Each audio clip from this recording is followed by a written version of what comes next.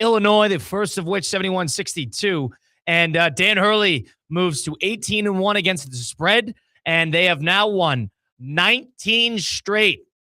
19 straight NCAA tournament games in the Sweet 16 or beyond. UConn, that is. 19 straight. So they haven't lost. They won in 2011. They won in 2014. They won in 23, 24, and then today. They have not lost in the Sweet 16 and beyond since then. They beat Illinois. They controlled basically the entire game. Illinois cut it within 10 points in the last, I would say, 2.5 minutes. And UConn, a couple pull-away baskets. They win the game by 9, 71-62. Brad Underwood thoroughly outcoached in the game. Illinois couldn't get anything to fall offensively. And UConn moves on to their next national championship game where they were 6-0 in the game. And the game that everybody thought was going to be great was the Michigan-Arizona game. Michigan blitzed them 10-1 to start. All of a sudden, they're up 15. They control the game. 91-73, Arizona got blitzed. And this is a team that was, lost 2 games all year, and they came within a 72-hour span in mid-February. And they hadn't lost other than that. And they played good teams all year. And it was a team that had a good mixture of freshmen, NBA players, transfers, and they got just pummeled. Michigan kind of seems like a buzzsaw right now, and they enter into tonight's matchup against UConn initially as 9-point favorites, and it's moved all the way down to 6.5. Mike Rizzo's behind the glass today in the City Play Studios. Mike, how are you today? What's going on? How was your weekend? I'll tell you what, weekend was great. Colin had a great day and night at Inter Miami. Missed the Final Four, but it looked like a good Final Four to miss. The UConn and Illinois game ended up being, a 9-point, 10-point game. And then the game of all games, the king of kings. People were telling me the matchup was going to be. It was an absolute blowout by that team. I can't stand. No one's thinking about Ohio State. No one. Blow it up. Absolute blowout. I mean, you didn't even have to watch. So, Colin, I almost texted you this morning to bring me some UConn gear because you're going to be Team UConn today. We're down on UConn, though. We're down on UConn. I'll let you handle that. Yep. Okay, but regardless, since they're playing the team up north, I was going to ask you for a UConn shirt, but a lot was happening this morning. Once again, Coach, I want to shout out to Coach Colin in Wellington. I had a great time with the kids. We got our top 63 coming up, did some invites. So I've been busy today as well. But, Kyle, I did mean to reach out to you about getting a UConn shirt because I want to get Mike. I have bandwagon. I have so much UConn stuff. All right, dude, go. Then go. I need you to go because I was out of the loop all weekend. No, I'm saying I got so much UConn gear that you could wear. I should have. You should have texted me. But here's the thing: you're like a medium and a large. I'm an XL, so like I have plenty of large pull. You wouldn't have been able to wear the sweatsuits. I have sweatsuits. Yeah, and that's like a medium. Those are larges, not a medium. Dude, you wear like a medium. No, I do not. I wear a large. Thank you. That's a little offensive. So Why is that offensive? A men's medium, Mike.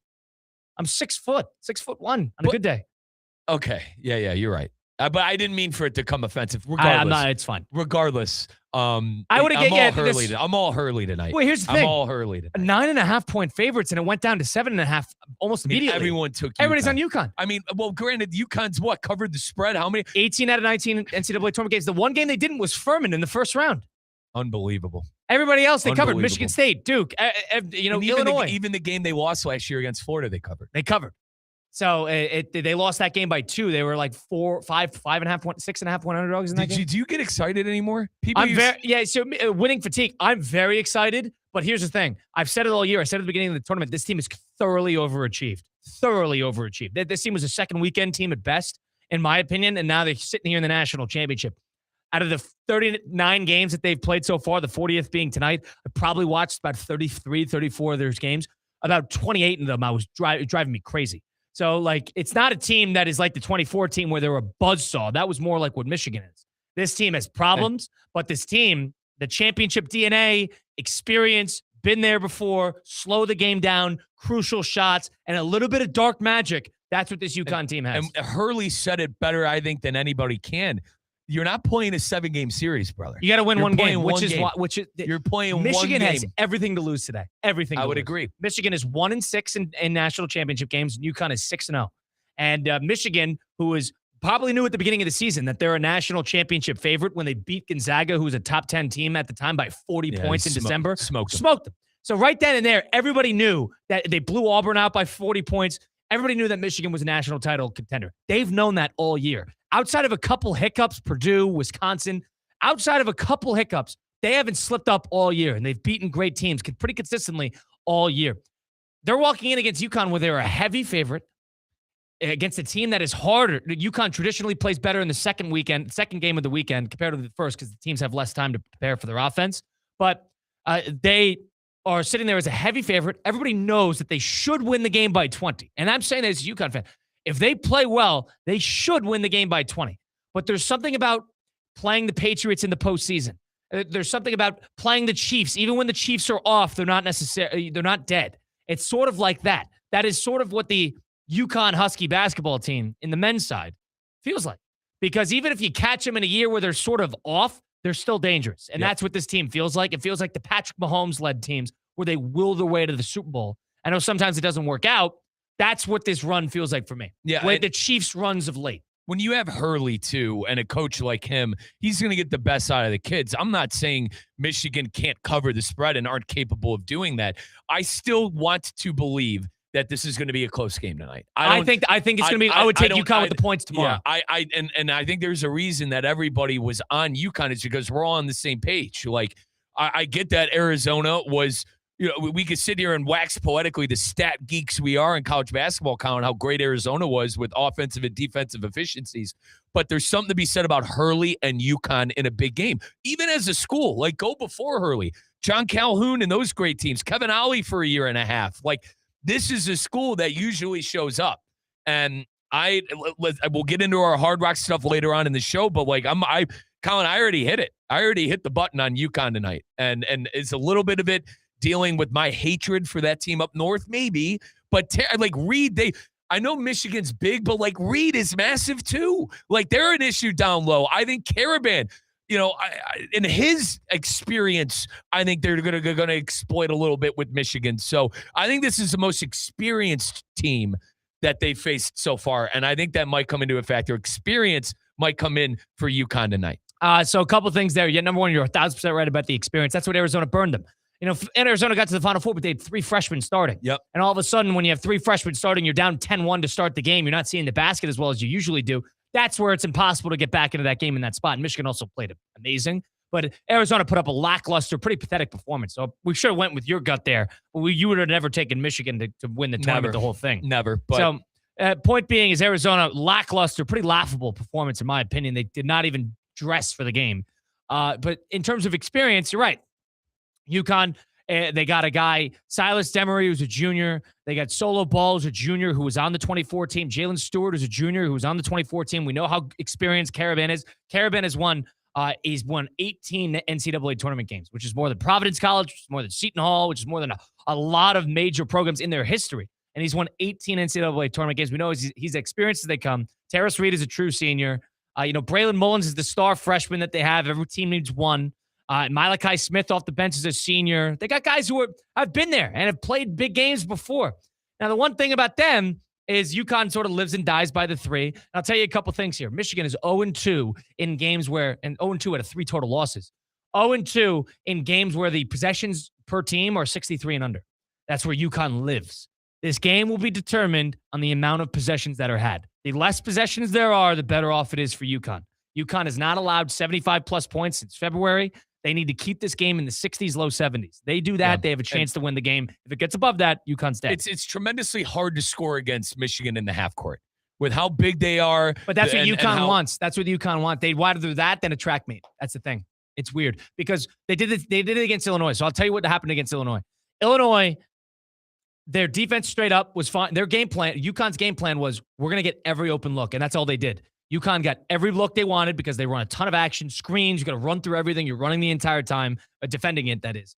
And Illinois' legs were dead the entire second half because they just weren't ready for it. You said Underwood thoroughly outcoached. It was ISO ball on one end of the court where Keaton Wagler and Andres Stojakovic just had to save them offensively, and then the other end of the court they were running sets. Yeah. Other guys were getting involved. They had to weather a couple runs, but it was really they played right into their hands. Illinois has scored under 65 points 3 times in the last 3 years. UConn in the Elite Eight game that we talked about, UConn in December, and then UConn on Saturday. Unbelievable. The only 3 times. They were the juggernaut to them. You cannot beat them. You just can't beat them. So that's one thing. They match up well. They just know how to play Underwood teams. And it's the same thing. I don't know. Remember, you talked about the story how you were at dinner with your dad when the 30-0 run happened in the Elite Eight. Didn't have to rewatch the game, brother. It was a close game at half. Brad Underwood goes and has his media interview in the Elite Eight in 2024 against UConn. And they ask him because Donovan Clingan had 4 blocks in the first half, and he was denying everything at the rim. And then Terrence Shannon loved to go downhill. Yep. And they ask him, Brad, what are you going to change now that Klingan's being such a factor down low? And he goes, if Klingan blocks 100 shots, he blocks 100 shots. We're going to keep doing what we're doing. They keep doing what they're doing, and UConn blows the doors off of them in the second half. They can't get anything to the basket. Lack of adjustment. But back to the game tonight. Michigan, everything to lose. They're playing for everything at this point. They're not great traditionally in this game, and they played a perfect game on Saturday. So you're with me that this is going to be a game. I think this is going to be a game. Is this now? Michigan could beat them. They could beat them bad. Now, Colin, if you don't mind, 888-760-3776. Do Colin and I have the glasses on? Do we have the biased glasses? You know, but my hatred for the team up north. No one's thinking about Ohio State. No one cares. And Colin being from Connecticut and his love for UConn and his childhood team, 888-760-3776. Dude, they could just be the best team, Colin. This could be. And this was what happened. And we talked a lot. I was on Theo today. I was on Theoretically Speaking with Theo and Tina. And a lot of people are saying this Dusty probably just has the better team. He does have the better team. And Dusty, and it's just one of those things where they're the best team, and this is it. UConn already made enough of a run. They've already made enough of an impressive run to get to this point. 888-760-3776, number to get into the program. National championship predictions. Does UConn have a chance tonight? Let us know. 888-760-3776, number to get into the program. The one thing to what Mike's saying, maybe Michigan does have the better team. Bottom line, they have a better team than UConn. They're deeper. They're bigger. They shoot better. They're a track race team. They want to blow you out. They play fast. They're excellent defensively. They got NBA players and experience all over the floor. But again, like HURLEY, and UConn knows this. They are a true underdog in every sense of the word. Who do we have on the line, Let's Mike? go, John and Jensen. John, you're on R&R. John's been a UConn guy all year. John, what do you got? Actually, no. I've been up both directions here. So you guys are absolutely right. You nailed this. There's also, I don't know why we're not talking about the injury on Michigan, the Luxembourg. The actual Lundenberg. Yep. Yeah, he's a critical piece of their offense.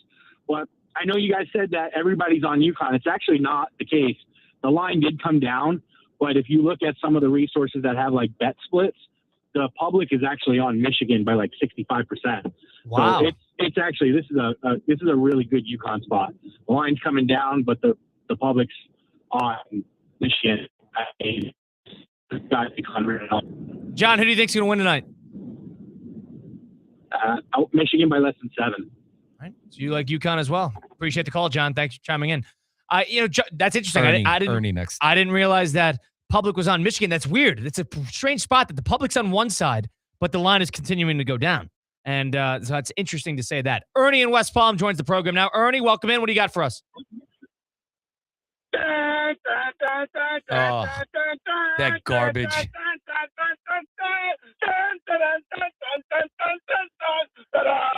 Oh. Michigan, baby. Michigan all the way. And I know you hate him.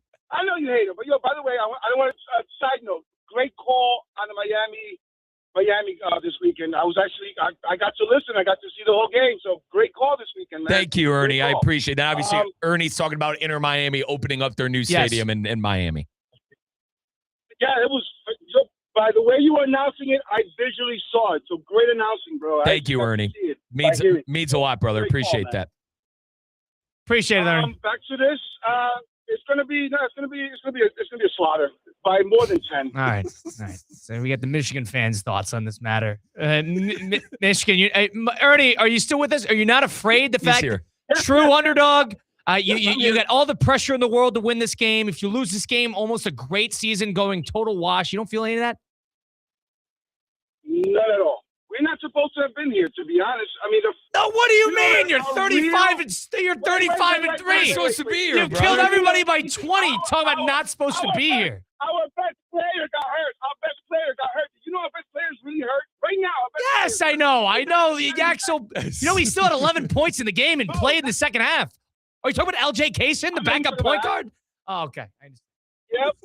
Well, that's what I'm talking about. So we could be better. We're not. We're put like this. We're playing next man up. So if you're injured, next man up off the bench is going to win it. That's it. It's that simple. Ernie. They got 9 guys playing. 9 guys. Ernie, they got 9 guys. There's 7 of them. They're paying $1 million a year to. This is an expensive roster of very highly experienced basketball players. This is not some motley crew. This is not some motley crew you pulled up off the street and they're making a run. Ernie, this is a highly sought after and paid for roster that has dominated teams from start to finish all year long. And it's fruition. And the money's paying fruition. All that money we paid for it, it's paying back. You know what? But you can't sit here and tell us that you're some great underdog success story when the team was 3rd in Ken Palm all time and they just beat another 1 seed by 19 points in the Final Four. I can't listen to the big underdog success story. You're not Marshall in 71. Let's calm down. All right, please. Go ahead. Against Xavier. Good shout, Colin. Go ahead. Very much so. Well, I can say it was going to be a great game, okay?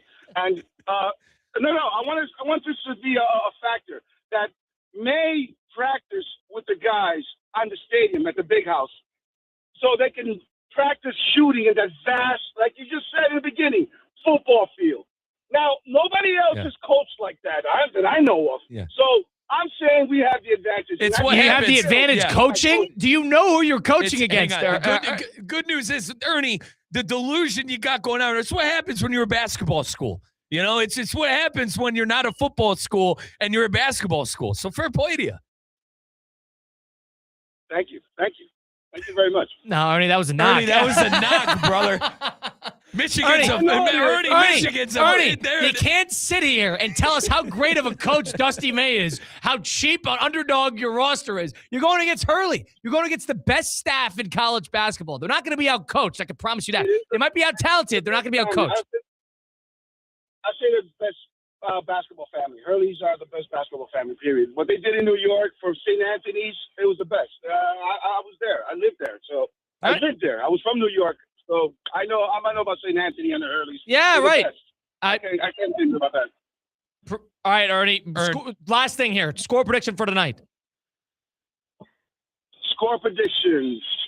I'm going to say 87-65. All right.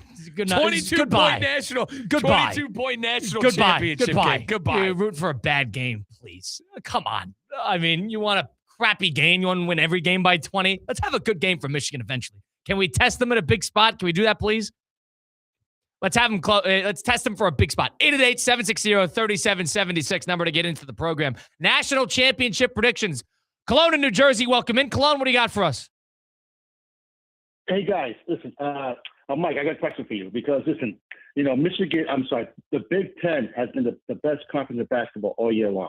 I respect, you being a Ohio fan, you cannot root for Michigan, but don't you think you got to hold your nose and root for Michigan because the Big Ten has not won a national championship since back in 2000 with Michigan State. It's been like 26 years of the one that Cologne. The Big East is a lot more fun to root for. You got to root for the Big East. Cologne. That's a true underdog. My great-grandfather off of the boat from Palmero, Sicily, was a Paul Brown Ohio State fan. My grandfather, all right, was an Ohio State fan under Woody Hayes. My father was an Ohio State fan under Earl Bruce, all the bad years in the 90s, and Jim Tressel. I am a 4th-generation Buckeye fan. You will never catch me rooting for those cheaters that reside up north. Not once. I told Colin I wanted to get my UConn shirt, but the morning got away. I planned on doing the whole thing on the show with the UConn shirt, but Cologne, never. As a 4th-generation Buckeye, never. Well, I respect that because I can never root for the Boston Red Sox. I respect that. But I just think that, listen, UConn is a live team. I'm rooting for UConn, but Michigan is the better team. And for the Big Ten Conference, they need to win this game, because they have had so many teams in the tournament, shooting the Final Four. for the Big Ten Conference, they need Michigan to win tonight.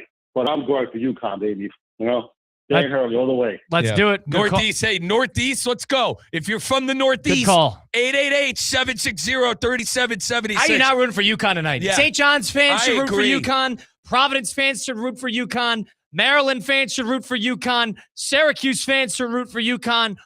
Every team that is some attachment to the Big East or the Northeast should root for UConn. I agree. If you call into this show and you sound like Colin, all right, with that New York accent, I can't take you serious if you aren't rooting for UConn.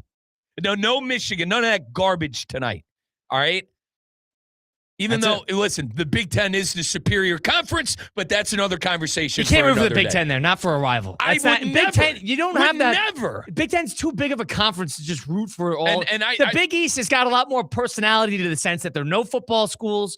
Everybody thinks it's a bad conference. You only get 1 or 2 bids a year. But then UConn, St. John's, Villanova, whenever they're great, has sort of 3 teams that are always in the mix there, which is why it's fun to root for. Yeah, and this I find myself, Colin, in football and basketball rooting against the Big Ten, which, Indiana, I was just upset that, we lost them late in the year. And then now, obviously, with the team up north, they're crossing out the M's on the UConn campus. They're pulling, really? Yeah, that's what Ohio State does. But I give them credit. They're crossing out the M's. They're doing their part. Yeah. They're doing their part against the evil, cheating empire in Michigan. I saw John Fant had a great quote, friend of show. Yeah, Cleveland Fanta. native who covers a ton of Big East now for NBC and a mixture of others. But he said, the one thing about the Big East, he goes, the conference was built on meatballs, prayer, and hoops. You could also say Italians. Yes. You should be all over the Big East because Absolutely. It's Italians, it's meatballs, it's the Yes. Northeast. It's a bunch of guys who love the basketball school. Did you see the video of all the Illinois fans coming down the escalator? Oh, yeah, and they were just the screaming at UConn them, fans were ripping them to shreds. That's what it's like. That's why it's great. How was that? How was the home court? Was it a home court for Illinois? You didn't hear it. Feel that way? Now, how about this? I'll Yeah. say this. I've been in the middle of my intern interviews. So I've been interviewing a lot of people from all over the country for the summer internship here at ESPN West Palm. I interviewed a kid who's been to, it covers the basketball team for Indiana. And he goes to every game. And one thing he said, I said it on the paper and I got a lot of flack for it. I said, Illinois is the most overrated basketball fan base I've ever seen in my life. And he said that every game he goes to, when he went to a number of Big Ten championship games in Chicago, and he went to 2 home games in Illinois this year, he goes, if it's not going right, you do not hear the fan. And he goes, if it's hearing right, it looks great on paper and everything, but the Illinois fan is massively overrated. All right. I got to defend my guys in Peoria. So That is not I true. believe him. That's not true. And the Orange Crush, you cannot put that's a bitter Indiana fan who got belt a bum all year long by what Illinois. else he said? He said something He's bitter. So you watch the game on games on TV at Illinois, and they have the fans standing up behind the coaches, right behind the benches, and it looks great. Apparently, in the actual building, which I've never been, Orange Crush State Farm Center. It's just the first 6 rows, and then it's big. It's not that big. It just turns into fans at that. That is just made for TV to make look bigger and scarier than it is. That is a waste of time. You're gonna summon. I am down on that. You can't make some great home court and have them be 6 rows behind there. Come on. You're gonna summon Mikey in Peoria, and you don't want any of that smoke. Lousy. I didn't hear it. Maybe it's the airplane. Maybe it's the aircraft carrier they were playing on in Lucas Oil, and it's too big to make it loud. But I didn't hear it. People all night. Kyle, I had the volume full blast at Duffy's. Full blast. How about some of those seats that friends were sending us? Here another zip code. I said the zip code. I said the same thing.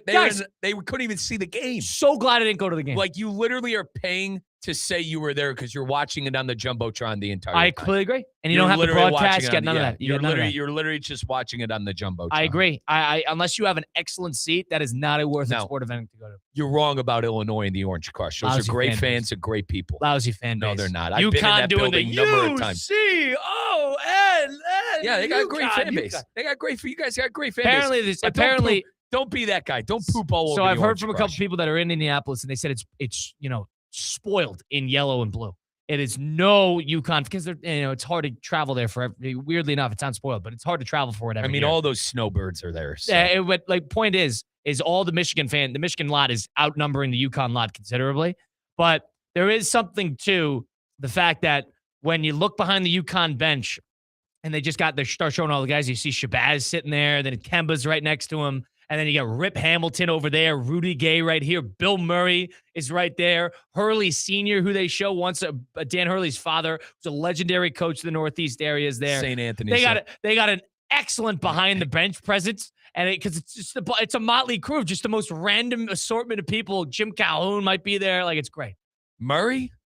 Bill Murray. Yeah, we're down on the Murrays. But yes, Bill Murray's, it might be there. We're down on Luke. Now, I did see Michigan had the Fab Five there at the Final Four. I did see that. That's some fire, Kyle. That's some clout. Yeah, team never won, but yes. Yeah, and they got everything stripped from them. That's like the Wisconsin team of 2015 still doing the meet and greets 30 years later, and they never even won anything. But the Fab Five is so much cooler than those. Yeah, fine. They didn't win anything. Misfits they should do meet and greets for the 89 team that won when Steve Fisher took over the team. Started the NCAA tournament with 6-0. But hang on. And Bill Frieder left to take the Arizona State job. Do meet and greets for that team. Fab Five was like culturally, like they were as much as thinking about Ohio State. No one cares. As much as I want to agree with you, I can't, because the Fab Five was pretty cool. Can't lie. What we can't agree on is that Anajar and Levine Accident Attorneys is the place to call if you are ever in a tight spot. Fender benders, car accidents, truck accidents, slips and falls. Anajar and Levine, Mark Anajar and Levine, fight for you to get you the maximum compensation that you deserve. They don't even get paid unless you do. Anajar and Levine is your option right here in South Florida for the best of the best. When you're looking for an attorney, don't just settle. Go get the best. Go demand the best. Go get Anajar and Levine. Call 1-800-747-FREE to get your free consultation today. That's 1-800-747-3733. Colin Russo, Mike Rizzo, 888-760-3776. The number to get into the program. National Championship predictions. Continue with this next. Russo and Rizzo on ESPN 106.3. Live from the Anajar and Levine Accident Attorney Studios. Anajar and Levine Accident Attorneys. Call 1-800-747-FREE. This is ESPN 106.3. College basketball is heating up and the tournament is here. Don't let your home get caught off guard. Get game ready now with EDS Air Conditioning. EDS Air Conditioning is a trained comfort specialist. It's hard to stop a train. Right now, qualified customers can get 0% interest for 60 months on a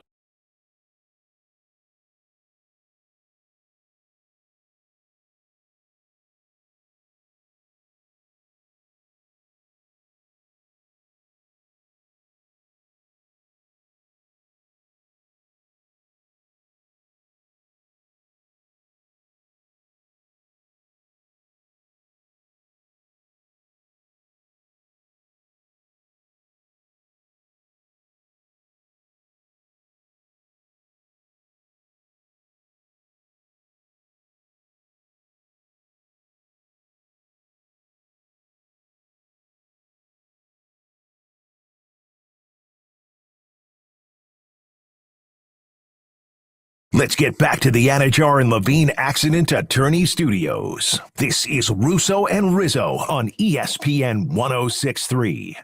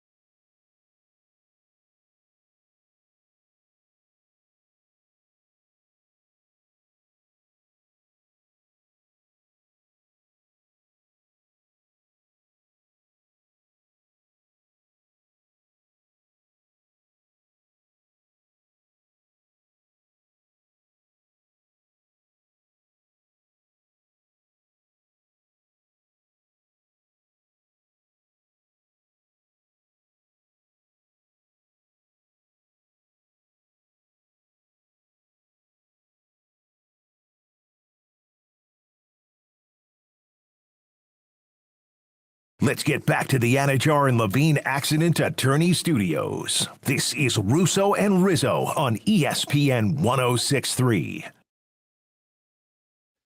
888-760-3776. The number to get into the Russo and Rizzo on ESPN 106.3. National Championship Monday, Michigan and UConn tipping off late tonight. Going to be a great one. Going to be from Lucas Oil Stadium, where a high value, high energy team like Michigan, who is going to be a 6.5-point favorite, was higher earlier in the weekend, I should say. But 8:50 tonight, TBS, Truth TV, all those great places to watch the national championship tonight with Michigan and UConn.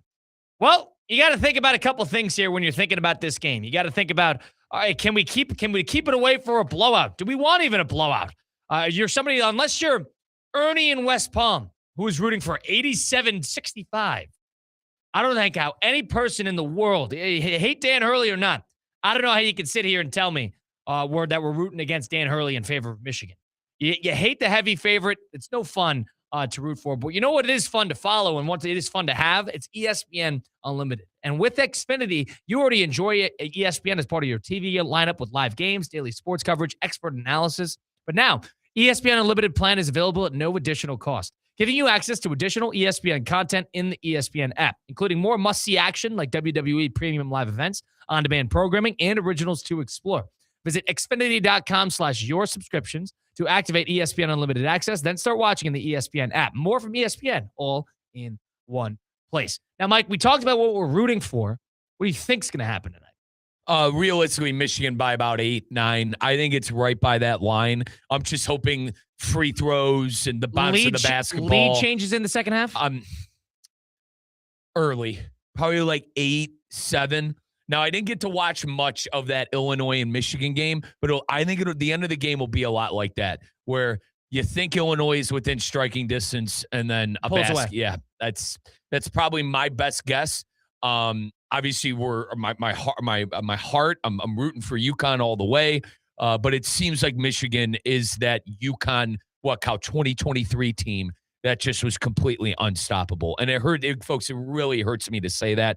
And what stinks is too, I like Dusty May. He doesn't fit the normal Michigan man that cheats and, tries to get, ahead by doing things the wrong way. And did you see the video? Did you see the exclusives with him and Hurley? He is fantastic. He's great. Like, it stinks. He's like absolute. Once again, I got to keep doing it. He's the absolute opposite of what Michigan really is. But Dusty's a great guy. Sorry. Dusty is a good guy. Had to make that abundantly clear. He's had great interviews with Hurley about the national championship game. They both got great personalities. The one thing that you didn't see that I'll tell you what I really liked is they showed it. The UConn game was the first game. The UConn-Illinois game was first in the Final Four. Who was watching the game the whole first half courtside scouting? Dusty May. Of course he was. Which was fascinating for a couple of reasons. Number one, that never happens. Coaches are always wrapped up in their game and they'll worry about it later. But Dusty May not only was so confident in the Arizona scout that they were going to be okay, but actually wanted to get ahead on UConn for a team he hasn't played or seen really with mutual opponents all year. And Big Ten teams have not fared well against UConn. He wanted to get a scout on them in person, which I thought was actually, they showed him on the broadcast, and I love that. I love that. I think more coaches should do that. And it goes to show, Dusty proved he could do it at a spot. And listen, I know FAU, they got great donors. They're great people, but you got more to work with than Michigan when it comes to a budget and when it comes to filling out a team. It's taken him 2 years. And look what he's been able to do. I mean, it looks really good right now. And he told Carolina to kick rocks. We'll get into the news of Michael Malone later on in the show, but he wants to be there. And I think if you're a Michigan fan like Ernie listening, I think you're thrilled to bits that you got a guy that wants to be at Michigan and wants to make them a great team year in and year out. Is this a failure for Michigan too if they lose this game? You tend to think so. I mean, they've blown everybody out. It's been the MO. They have been labeled as UConn of 2023, and I'm not the only one saying that. You guys know my allegiances. I even putting the heart aside, Michigan is one of the best basketball teams I've seen in about 5-6 years. Yeah, definitely. It's the best team since that 24 UConn team. I would agree. That 24 UConn team and the 2018 Nova team are the three best teams I've seen. I was about to say, outside of the UConn team, come up with a better team. If Michigan were to win it all tonight by a blowout, outside of the UConn team that blew everybody out, including Illinois in that second half in the championship, whatever, come up with a better team than Michigan. It's hard to. Like Florida was in close games. Like Florida almost lost to UConn's team last year. They almost lost to Texas Tech. They almost lost a number of times. Like they won in dramatic fashion, and that's what made that tournament fun. Like the Gators, what were we saying about the Gators last year? They know how to win a close game. This is a team that so much luck. It's like everything rolled their way. Like one possession games. Like in football, we always say, "Oh, how good are they in one possession games?" Like Florida mastered the art of winning with like a last shot within the last minute. That go ahead bucket. Like Walter Clayton closed every game. So it's that's what they had this year. Michigan is just by far the best team, and it stinks. They're bigger than everybody. They're stronger than everybody. The one thing is that, from my perspective, I'm a Wisconsin fan. I watched both the games that Wisconsin played against them. One in the semifinal of the Big Ten tournament, and the other one in early January, where we had a youth basketball game during the late part of the second half. Yeah, we had the kids on the bench with the phone. We had the kids on the bench who had the game up, and they were giving us updates as we were coaching the game. Nonetheless, both those games, Michigan looked very pedestrian against Wisconsin, and it was one of the few opponents all year who made Michigan look pedestrian. And that is just when Michigan doesn't hit shots. And I also think like they weren't going inside. They weren't using their size to their advantage. They relied on the three the whole game. And when they weren't making shots, they didn't do anything about it. They didn't go inside. They didn't try to get to the free throw line. They just chucked.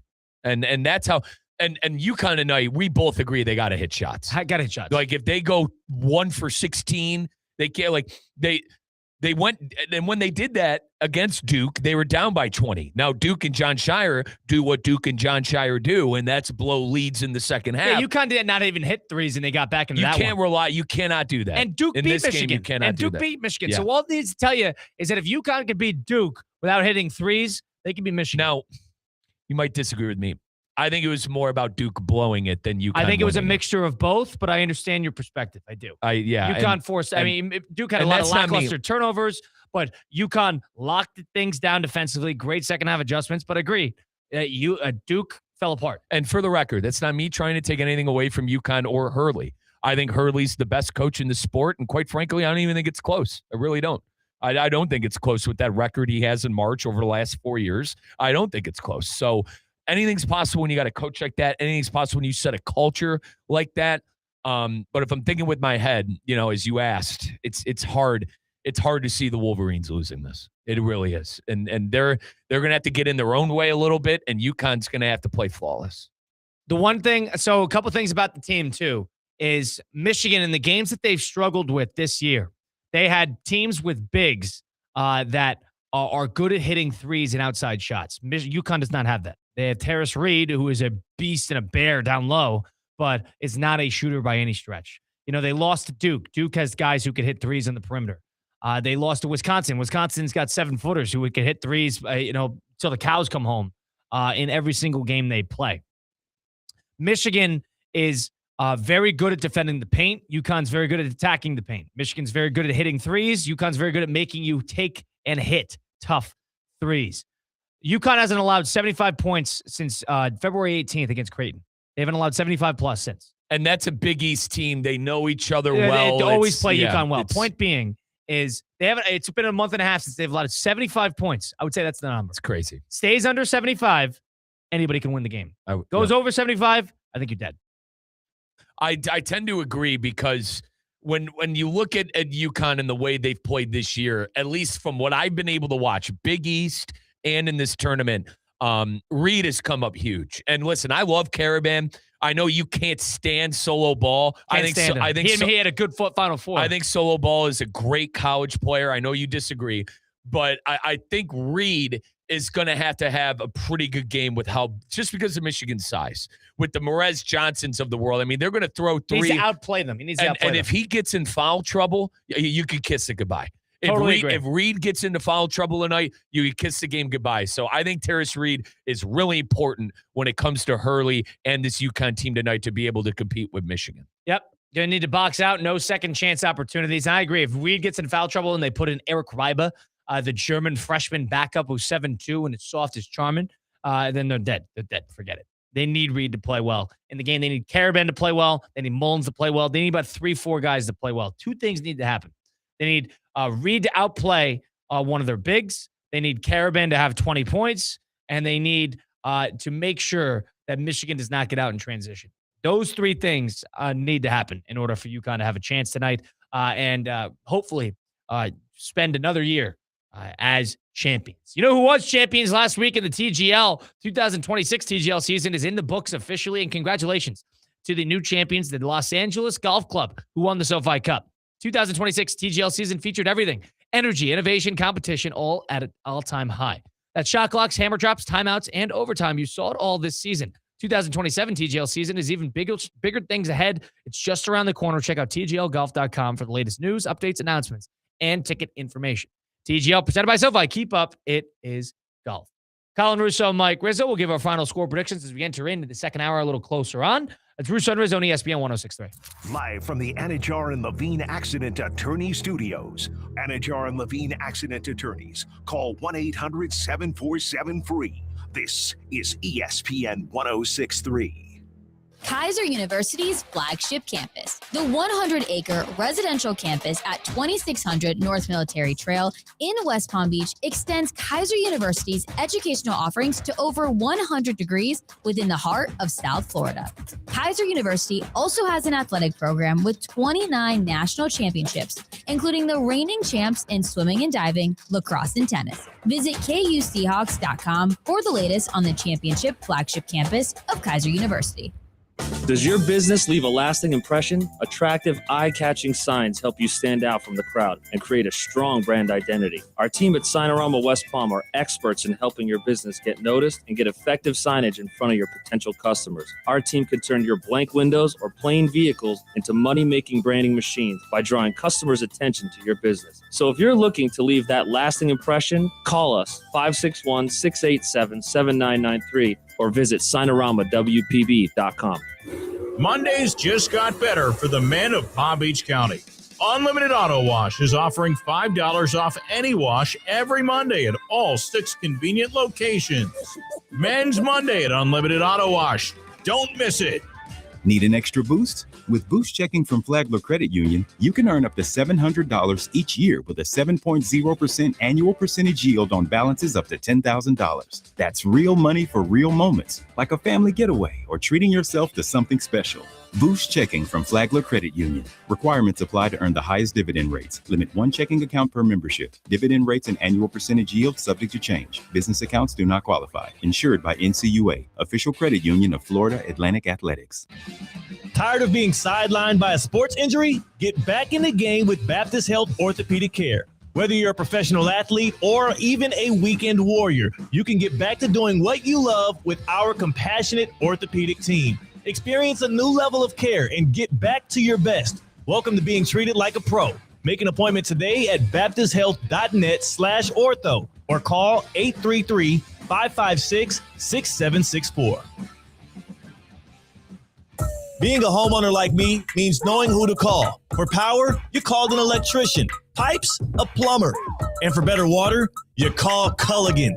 They've been improving water for 90 years, with local experts handling everything from water softening to filtration, using the world's most efficient systems. Culligan, the one partner you can trust for everything your water touches. Schedule your free water test today at Culligan.com, serving all of South Florida. Hey, Culligan man!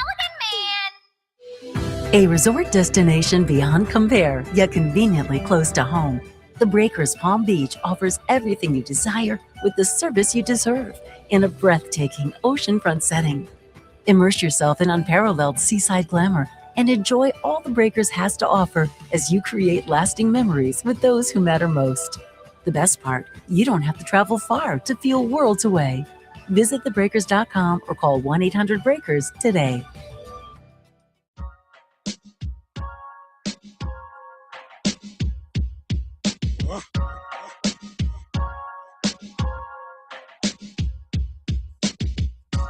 Let's get back to the Anajar and Levine Accident Attorney Studios. This is Russo and Rizzo on ESPN 106.3. Russo and Rizzo on ESPN 106.3. UNC's got a new basketball coach. TJ Altenberger? No. Dusty May? No. Tommy Lloyd? No. Billy Donovan? No. Somebody completely out of left field. Mike Malone Mike Malone, yes, the former head coach of the Sacramento Kings and the Denver Nuggets, who won a championship back in 2023, who was fired, in the middle of the season last year, probably undeservingly, about, 30 games into, with a week left in the regular season, he was let go. That same Mike Malone, who I thought was going to get the Knick job, he's 54 years old, did a little TV the last year, and hasn't been in college since he was an assistant at Manhattan in 2001. So it's been about 25, 26 years since. And Mike Malone now took that UNC job after a bunch of people said no, and a bunch of people got pay raises because of it. With the transfer portal opening tomorrow, UNC brings in an NBA guy to run their program, like or dislike. I'm going to give it a chance. I actually kind of like it. He's a champion. Guy won at the highest level of basketball. And I told Theo earlier, because I was on Theoretically Speaking with him, Kyle. I know Calvin Booth. He had a mixture of GMs there, Calvin Booth and company in Denver. But, college sports has become so transactional to where it's basically professional now. I think Mike Malone can put together a damn near professional roster at North Carolina. And I think, and we've talked about it before, of how Duke is getting a level of player. And listen, Carolina's getting good players, but they're not getting the Cooper Flags. They're not getting the Cam Boozers. They're not getting the Zion Williamsons. I think they're also bringing him in for that factor as well of, hey, we want top-tier NBA guys, and we feel like Mike Malone could go out there and get them. Now, Mike Malone wasn't hired on a whim. I understand that he wasn't the first option and that Tommy Lloyd and Dusty May, they weren't interested. Who'd you mention in the TJ Altenberger? So they did Ben McCollum was called. They did their due diligence on proven guys who they thought were elite enough to do North Carolina. I actually like it. I think he's going to be pretty good, Colin. I think he's a championship coach, and I thought he got a bad draw with getting let go of the Denver Nuggets. And I think he can put together an NIL roster that can make tournament runs. I agree. I think this is actually a good hire for a number of reasons. Number one is schematically, Michael Malone is an excellent basketball coach. He was always good in game. He didn't use his bench a lot, but he was always good in game. He was good after timeouts. He was good on runs. He was good in big games. Denver traditionally overachieves in the postseason. I know he had Jokic there, and they got rid of him eventually.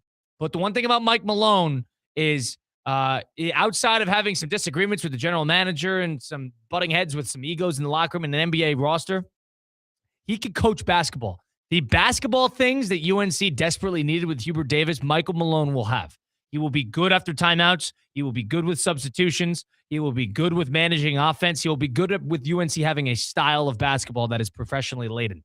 Now, the other thing that you don't know is this guy hasn't been in college sports in 25 years. Is he ready for this? The portal opens in 24 hours. Can he put together a staff and put together a halfway decent team in year one? Now, and another thing is the Carolina fans going to think doomsday and say this reeks a little bit of Belichick. Let's go get the previously let go coach who's been out of it for a year, won a championship at the professional level, no real college experience, at least not for a long, long time. It smells a little bit like Belichick. The one thing I would say is Mike Malone is 54 years old. Bill Belichick is 72 years old. And Bill Belichick had a terrible finish to his career with New England. And Michael Malone, and one is football, one is basketball. And Michael Malone was excellent to finish his career with Denver. I think this actually can work. You need to make sure you get good assistants who know college basketball, know assistant, and know other teams, transfer portal, everything like that. And I think you're just going to have to let it play out. It could either go really, really well, or, if you're going to think negatively and think it could end up like how Belichick has, I think you're being a little pessimistic because this guy's 54 years old. This is the Mecca of basketball, Jim. Yeah. And I think like Jordan talked to him, whoever's on that war council for North Carolina. He could deal with egos. He's got a championship pedigree. I understand. Like the only thing that I'll concede to about Malone is that he wasn't the first option. He wasn't. And you see that didn't work out for Kentucky. Kentucky ended up going with Mark Pope, who was a Kentucky guy. And that's where I actually give North Carolina credit for. They wanted to not bring in a Carolina guy. And they could have easily done that after 6 head coaches said, nope, we're not doing it. We're staying at the places we're at. I do find it kind of crazy that Iowa State guy, Tommy Lloyd, Ben McCollum at Iowa. I can't believe everybody turned it down. That's like, no, I should give him credit because you want to stay at the spot you're at. You like where you're at. But, like, dude, they turned down North Carolina. And I still think that's the best job in the sport. Yeah, it's weird because maybe outside, actually, no. The Blue Bloods, I don't think carry the weight that they once Duke used to. Colin, I think Duke is, but that would never become available. Yeah. Duke will always be through a family. Coach K said it was Shire. Shire's probably going to say, no, Shire needs to start winning. If Shire continues to have top 5 picks in the draft and continue to fall on his face, he might not be the coach that much longer. But if Shire can figure out how to win, I don't think that job ever becomes open. Point being is I think this is kind of goes to show that, yes, the North Carolina job is amazing in theory. But I think these coaches are understanding that having a good team in college basketball is about having money and about having confidence in, the administration that you're within. Tommy Lloyd is sitting at Arizona, and he was able to do this, and now he doesn't answer even to his boss. He doesn't answer to the AD anymore. That was part of his stipulation that they had in the renegotiation process. Ben McCollum's at Iowa. He's an Iowa guy. He was never going to leave. TJ Otzenberger is able to put together rosters. I bet you that Iowa State committed a lot more money to his team for next year to get him to stay for this coming year. Nate Oates at Alabama has plenty of money to play with. He just restructured his contract. Guys like that, why would they leave? Because North Carolina, yes, has money, but a lot of expectation. And if they're thinking that the blue blood doesn't necessarily carry the weight it once did, it's just about having NIL contributions and their teams are doing it, why walk away? Why walk away for a 3-year time bomb experiment to see if you could handle North Carolina or not? College football is a little different. You go to Alabama versus Washington. You're obviously going to have, double the resources that you have. College basketball is the margin of, wealth disparity amongst the teams that spend is a little different. It's not as heavy. These teams are spending $10, $11 million roster. You're getting $10 million for the roster. And most schools are within that range. So to put a cap on it, he's a great basketball coach. How can you say he's not? Yeah, I think it's going to be great. I do. I think Mike Malone's going to be able to go get guys who know how to handle college, and you handle the basketball. And I think he's going to implement a pro style into Carolina, and I think he could use some of that. I know we disagree on the level of talent that Carolina gets. I think they're looking across the street at Duke and going, we want to start getting that kind of player, and they think Michael Malone can do that. Go run better offense. That's what he's going to do. He's a good offensive coach. They're going to run good stuff at North Carolina with Michael Malone. Now, can you get guys in there who know college? Everybody's saying, well, he doesn't know college. He doesn't know the transfer. The NIL system has been in place for 3 years. Nobody knows how to figure out the system. All right. John Blackwell, a Wisconsin guard who just entered the transfer portal, is apparently getting offers of $6 million. Nobody knows. You need to have the checkbook. Checkbook, you get the player. That's it. All right. You can't worry. You're not going to build UConn in a day. All right. You need to build a roster full of players that are expensive. That's what North Carolina is going to need to do. Like this hire, though. I think you're overthinking it if it's not. In terms of a basketball coach, if you want an unproven, if they wanted the Dusty May, fine, but they would have had to take a reach on Josh Schertz at St. Louis. Would that have been worth it? Instead, I think they wanted to satisfy the booster, get guys who knows how to deal with people, egos, players, and is proven. That's Michael Malone. Can he handle college? If you're successful in the pros, does it mean you're successful in college? No. But he can coach basketball. That is, I think, the bare minimum of what they were looking for. Now get him the money and resources to put together a roster. We'll get into the 5 and 5 on the other side of things. That's Mike Rizzo, Colin Russo, Russo and Rizzo on ESPN 106.3. Call 1-800-7473. That's 1-800-747-3733. ESPN 106.3. WESP Jupiter, a Good Karma Brands radio station. Water spots on the shower door again. He sprayed, he scrubbed, he squeegeed. What? Is that a word? He's tried pretending not to see it. Didn't work. Now he wants answers. I'm calling Culligan. They'll test my water for free and recommend a solution to fix hard water throughout the whole house. Because some battles shouldn't be fought alone. Schedule your free water test today at Culligan.com, serving all of South Florida. Hey, Culligan man! Ready to dance? Right now on Hard Rock Bet, new customers get paid double winnings on your first 10 bets. And we'll keep you dancing all tourney with 2 profit boosts for every day of hoops. That's right. All customers can get a parlay profit boost and a live bet profit boost from now till they cut down the nets. Double winnings, daily dancing boosts, only on Hard Rock Bet. Offered by the Seminole Tribe of Florida. Must be 21 plus and physically present in Florida to wager. Terms and conditions apply. Concerned about your gambling? Call or text 1-833-PLAY-WISE. It's time to step into kindergarten with the School District of Palm Beach County. Parents, we're ready to educate, affirm, and inspire your child in a nurturing learning environment. Register now at palmbeachschools.org/kindergarten. Find out when to attend your school's kindergarten kickoff, or your family can meet teachers, tour the school, and receive a free kindergarten readiness kit. The School District of Palm Beach County is your best choice. The 2026 TGL season is in the books. Congratulations to the new champions, the Los Angeles Golf Club, for winning the SoFi Cup. The 2026 TGL season featured energy, innovation, and competition at an all-time high. We had shot clocks, hammer drops, timeouts, and overtime. We saw it all this season. The 2027 TGL season has even bigger things in store. Check out TGLGolf.com for the latest news, updates, and ticket information. TGL Golf, presented by SoFi. Keep up. It's golf. My name is Christine, and I'm a widow. My husband, Ryan, was a healthy 34-year-old, and 3 months later, he was gone. Thankfully, he had life insurance. Ethos made it so easy. You can get a quote in seconds, apply in minutes, and get same-day coverage. 100% online, no medical exam. Life insurance didn't take away the loss, but it did give us the space to just grieve. Get your free quote at ethos.com/game. Ethos.com/game. Paid spokesperson. Time spent on application may vary. Online health questions required. This is the story of the one. As a procurement manager for a hospital system, she keeps every facility in her network stocked and ready.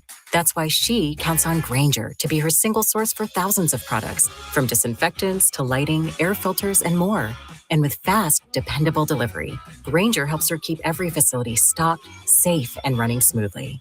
Call 1-800-GRAINGER, click Grainger.com, or just stop by. Grainger, for the ones who get it done. Hungry? Time for a power play at Duffy Sports Grill. We're talking juicy burgers, crispy chicken tenders, stacked sandwiches, and wings tossed just the way you like them, all part of the power play lineup. Big flavor, real portions. Choose your entree, side, and drink starting at just $13.99. So whether you're watching the game or just playing MVP at lunch, make your move with the power play at Duffy's. Duffy Sports Grill. Our game is always on. Hi, it's Evan Cohen from Unsportsmanlike. There's nothing better than this time of year when college basketball takes over your radio. Tonight, it's the NCAA National Championship. Michigan and UConn. Pregame begins at 7. We're cutting down the nets in Indy on ESPN 106.3. Hey, Steph Prince here, General Manager of ESPN West Palm, to tell you about a team that has meant a lot to me and this community for a long time. Bob and the team at Bradley Heating and Air Conditioning have been helping me stay cool for years, whether at home or in the office. And living in South Florida with 3 kids, I don't know what I'd do without them. Family owned and operated, serving Royal Palm Beach and beyond since 1980. Let the knowledgeable and trained team at Bradley help you with your residential and commercial needs, installation, repair, seasonal maintenance, upgrades of all makes and styles and models of HVAC equipment, and so much more. Bradley Heating and Air Conditioning does things right the first time and makes the process smooth, stress-free, and most importantly, keeps you cool. Give them a call at 561-793-7497. That's 561-793-7497 or bradleyair.com. Any need, big or small, trust the amazing team at Bradley Heating and Air Conditioning. In 1977, Ford F-Series became the best-selling trucks in America. 33 million trucks later, we've kept that title every year since. And that's a formula we plan on repeating. Ford F-Series, built Ford tough. The best-selling trucks in America for 49 years and counting. Based on 1977 to 2025 calendar year industry reported total sales. A resort destination beyond compare, yet conveniently close to home. The Breakers Palm Beach offers everything you desire with the service you deserve in a breathtaking oceanfront setting. Immerse yourself in unparalleled seaside glamour and enjoy all the Breakers has to offer as you create lasting memories with those who matter most. The best part, you don't have to travel far to feel worlds away. Visit thebreakers.com or call 1-800-BREAKERS today. Now, it's time for a little R&R. Colin to the bucket, lays it up and in. Ball game, Rizzo. Live in the Anajar and Levine Accident Attorney Studios, this is Russo and Rizzo on ESPN 106.3. This team is going to be tough when they finally get it together. Sit back and relax. Let Russo and Rizzo take you home. Oh, mercy! Light him up, Colin. 5 o'clock hour of Russo and Rizzo with Colin Russo, Mike Rizzo on ESPN 106.3. We're streaming live on YouTube at ESPN South Florida, ESPN West Palm on Twitter and Facebook. If you missed any of the program, you want to go listen back, go to Apple, Spotify, wherever you get your podcasts, all those great places. Just go to Russo and Rizzo. National championship tonight, 8:50, UConn and Michigan. A late one. Which is ridiculous. I might be able to squeeze in a nap before the game starts. 8:50. I might be able to squeeze in a nap. Thank God you got baseball on to keep me occupied beforehand. I was going to say, with late, it always starts late. And I thoroughly remember UConn San Diego State starting at 3:09 local time in Florence, Italy, in the middle of the night because it's 6 hours ahead of the 9 o'clock start time that it had then. It's just how it goes. They always do it late. I don't know why. Maybe it's to appeal to the West Coast audience. Nonetheless, let's bounce around. Let's have a little fun. But first things first, tell us, because if you're somebody who needs to go place a big time down payment on a loan, and you don't know what you're going to do, you need some financial assistance, aid, whatever it might be, Flagler Credit Union is your place to go. Folks, it's the award-winning Flagler Credit Union, a division of that Dort Financial, which won regional awards for one of the best credit unions around. That's Flagler Credit Union, folks. They offer personal and business banking, which, I take advantage of. I take advantage of the personal checking account and savings account that I have. But if you own a business and you need somewhere to store all that cash, think of my good friends at Flagler. And Colin mentioned, man, if you need to take some cash out for a down payment on a house, car, whatever it may be, or to take your missus, your mister on a vacation. Think of Flagler Credit Union, because since they're a non-for-profit cooperative, they're going to charge less when you need to borrow some money. They got 4 convenient locations across Palm Beach County. Folks, go with the local name, Flagler Credit Union. Those 4 locations, Boca Raton, Lake Clark Shores, North Palm Beach, and West Palm Beach. Flagler Credit Union is the official credit union of Florida Atlantic Athletics. You could open up an account today by visiting FlaglerCU.org for more information, or go to one of those 4 locations. Let's do the 5 at 5 presented by Flagler Credit Union. 5 topics. High five. 5 o'clock. It's 5 o'clock somewhere. Let's get out of here. Endless takes. You can't handle the truth. All gas. No brakes. And it's shaking Big Ten. It's time for the 5 at 5. Hold on to your butts. Presented by Flagler Credit Union, proud supporter of FAU athletics. Number 1. Colin, it is officially Masters Week. It is Masters Week, and Augusta rules once again are in the headlines. Jason Day was asked to make an outfit change back in 2024 and is in the same boat again this year. Today, he is wearing a Birds of Georgia t-shirt that was, that was filled with pictures and different birds. The matching pants were shot down by Augusta rulemakers. Do rules like this change how you take in the Masters? Once again, for more clarification, Birds of Georgia shirt, and it's filled with picture of birds, and there were matching pants, but the pants were shot down by Augusta. Colin, do you have problems with rules like this? I don't, because here's the thing. Pat McAfee show talked about this last week, how for 3 straight years they've been denied entry into doing their show from the Masters. It's because the Masters is the rare event in sports that holds themselves to its own exclusive standard. They draw their own rules. They can do whatever the heck they want, and people will listen because people will still show up because it's a timeless event. Outfit changes. It's par for the course. There's no phones. The volume, everything is very ticky-tack in terms of how to do certain things. You can't run. All that stuff, they police like you wouldn't believe. You best believe they're going to do an outfit change or request an outfit change if it comes to it. This is what the Masters is. They don't need it. They don't need the get with the times, because like golf courses, a lot of golf courses and country clubs are like this to begin with, but Augusta holds themselves to a different standard and everybody loves it. It's an exclusive thing. Turn my mic on. Colin, I have no issue with this. As you know, I'm a very old school kind of guy. I love the Yankee rule of no beard. Now, my Billy Goat Scruff kind of disagrees with that today. I do need to shave. But, Colin, the hell are you doing? Wearing a bird shirt with bird pants? Go take a hike. Yeah, this is a Masters. I agree. The hell are you doing? Where next week? Where a week after that? How about never? How about you don't wear the birds of Georgia and look like an idiot? I don't know. Listen, Jason Day, good dude. I hate to attack him like this. But what the hell are you doing wearing a bird shirt with godforsaken bird pants? Most obvious problem in the world to arise, yes. Now, and we hear from Marty Smith about this a lot on how Augusta, Colin, it's sacred ground. Wait, you going to wear that to church? You know what I mean? Like this is the church of golf, and you look like an idiot. Number 2. All right. Sorry, Jason Day. I know you're a good dude. One of the big stories, Colin, in baseball this past week saw Joe Adell of the Angels stealing not one, not two, but 3 different home runs. Colin, he robbed 3 home runs in a single game. More impressive single game feat. Is it 3 home run robberies or 3 home runs at the plate? I think the 3 home run robberies, especially in the context of the game. 1-0. Yeah, it was nuts. He saved the game. I mean, it was... He saved the game 3 different times. Unbelievable. And especially that last one. Oh, my gosh. And honestly, it's him saving the game, but it's also the statistical improbability of that even happening 3 times in one game with one outfielder is unbelievable.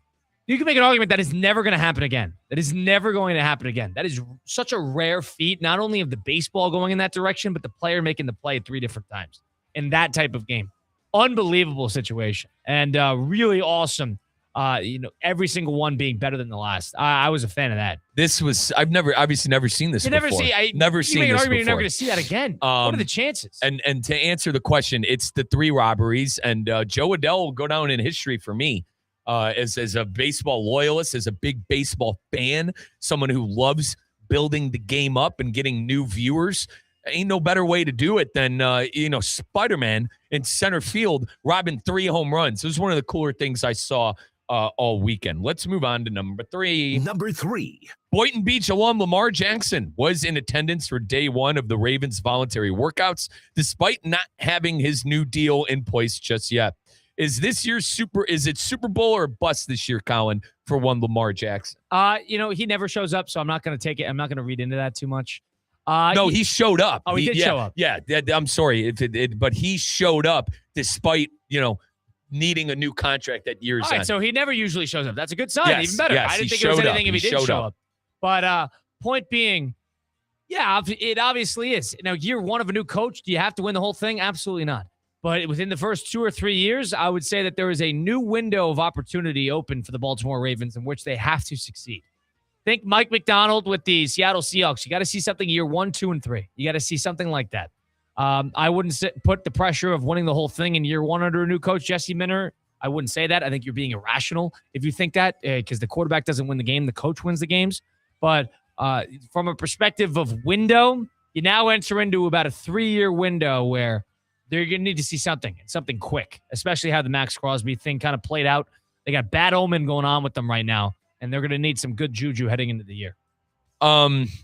I don't think it's Super Bowl or bust personally. New window, new coach. I think if they win a game in the playoffs and Lamar plays well, and to be fair to Lamar, I know early on in his career, he didn't really show up for the playoffs, but the last couple of years, you could argue it wasn't on him.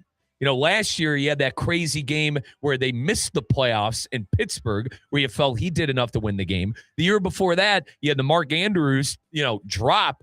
I mean, that brother sold the game, Mark Andrews. So, I think Lamar has played well enough in some of these games recently.